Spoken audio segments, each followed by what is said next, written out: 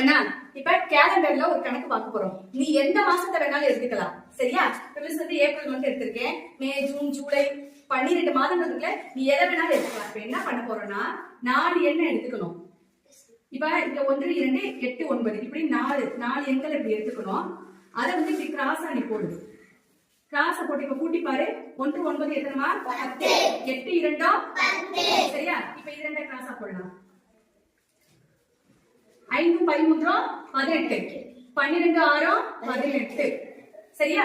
இப்ப பாருங்க, இங்க நான் கிராஸா போடுறேன். 10 18 28. 17 11 28. சரியா? வேற என்ன சொல்லுங்க, இங்க பார்க்கலாமா? 22 30 52 29 23 52. சரியா? வேற நீங்க எந்த எண்ணை கிராஸா போட்டாலும் கிராஸா போட்டுட்டு கூட்டுறப்ப ஒரே விடை தான் கிடைக்கும்.